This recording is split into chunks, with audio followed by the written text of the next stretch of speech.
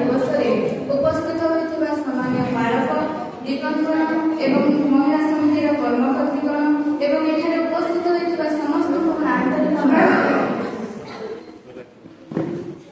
महिला समिति सम्मेलन संक्षिप्त इतिहास पुणी प्रभुकर गौरवर ज्योति से चतुर्दिगरे प्रकाशित है लुक 2 पर्वर 9 अंश धर्मशास्त्र पवित्र उक्ति एकदाम मंडली सम्मेलन चतुर्दिग जे प्रकाशित हो भविष्य वाक्य हजार हजार वर्ष पूर्व आम मारांचल निमंते उद्दिष्ट थिला।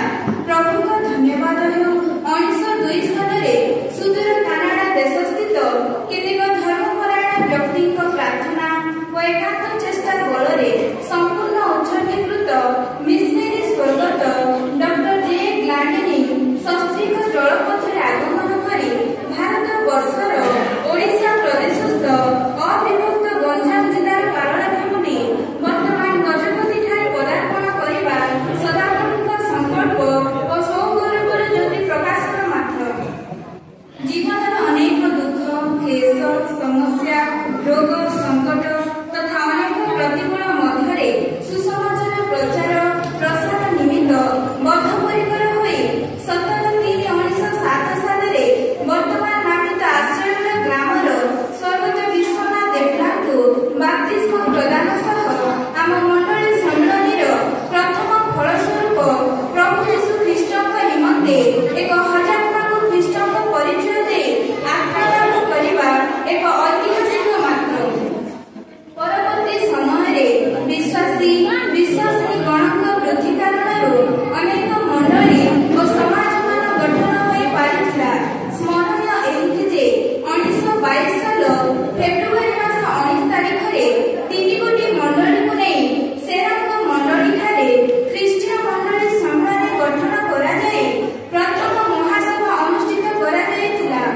एही स्थान रे युवक समिति सम्मेलन और स्त्री समिति सम्मेलन जन्म लाभ करिबारे थिला। परवर्ती समय संडे स्कूल समिति सम्मेलन मंडली सम्मेलन अंगरे संयुक्त होइथिला।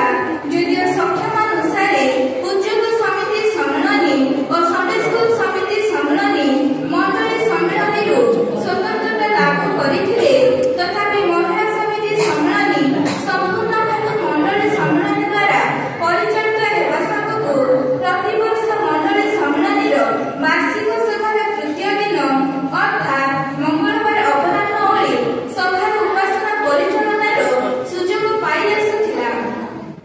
कालक्रमे महिलाମାନଙ୍କ संख्या यथेष्ट वृद्धि कारणରୁ महिला समिति सम्मेलन लिखित दरखास्त को विचार करा जाए मंडली सम्मेलन कार्यसभार निर्धारण प्रकारे 12/10/1984 साल महिला समिति सम्मेलन को स्वतंत्रतार मान्यता प्रदान करथिले।